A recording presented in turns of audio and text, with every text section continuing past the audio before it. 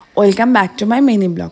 তো আমরা তো বোলপুর পৌঁছে তারপরে হাঁটতে হাঁটতে অদিতির মেসে পৌঁছিয়ে যাই।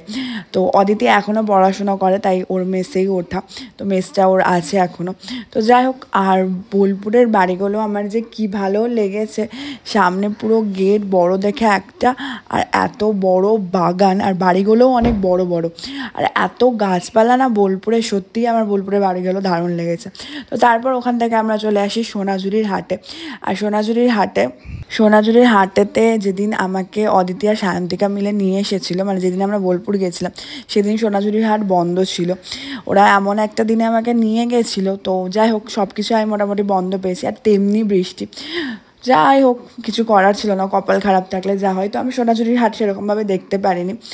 আর আমরা খেয়েছিলাম হচ্ছে শকুন্তলাতে। শকুন্তলা ওটা একটা রিসর্টও আছে, খাওয়ারও আছে। তো আমরা নিয়েছিলাম ভেজ থালি, দারুণ করেছিল। আমি খুবই চিকেন খেতে ভালোবাসি, কিন্তু ওখানকার ভেজ থালি পুরো চিকেন থালিও ভুলে দিবে, এত ভালো করেছিল ভেজ থালি। আমরা সবাই ভেজ থালি খাই, কেউ চিকেন ফিকেন নিই না। আর রিসর্টটা আর রেস্টুরেন্টটা যেখানে আমরা বসে খেয়েছিলাম এত সুন্দর আর এত ফটোজেনিক, খুব ভালো লেগেছে আমার। কিন্তু দুঃখ একটাই থেকে যায় যে আমি সোনাঝুরির হাটটা দেখতে পাইনি, কারণ আমি শপিং করতে খুব ভালোবাসি। তো আমার কিছুই কেনা হয়নি সেরকমভাবে বোলপুর থেকে। যাই একটু টুকটাক, ওরা বলছিল ফার্স্ট গেট না এরকম কি নাম, তো ওইখান থেকে আমি টুকটাক কিনেছি। এই যে সোনাঝুরির হাট পুরো ফাঁকা, আর আমার সোনাঝুরির হাটে ছবি তোলা ভিডিও করার কি ইচ্ছে ছিল, বাট আমি কোনো কিছুই করতে পারিনি, একমাত্র শুধু বৃষ্টির জন্য। কপাল আমার খারাপ ছিল, আর কি বলবো। তো আমি কোনো কিছুই করতে পারিনি। যাই হোক, তারপরে আমরা মেসে এসে রেস্ট নিয়ে বিকালবেলা সন্ধ্যাবেলা আমরা বেরিয়ে আমি সায়ন্তিকার অদিতি মিলে হাঁটতে হাঁটতে তখন একটু ফার্স্ট গেটে যাই।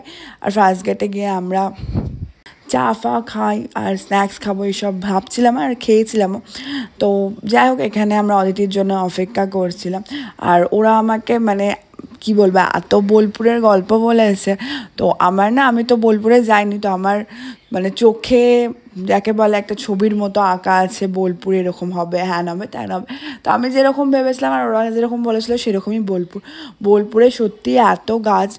আর সন্ধ্যাবেলা খুবই ভালো লাগছিল, আমরা তিনজন মিলে হাঁটতে যখন যাচ্ছিলাম গল্প করতে, চারপাশে যে কী গাছ আছে আর প্রকৃতি কী যে সুন্দর, সেটা সত্যি বোলপুরে না গেলে বোঝা যাবে না। তারপর আমরা এই কাকুটার দোকান থেকে আমি একটা চিকেন চপ খাই আর একটা ডিম চপ খাই, আর অদিতি খেয়েছিল চিকেন চপগুলো এত ভালো করেছিল। যাই হোক, আজকের মতো এখানেই, টাটা।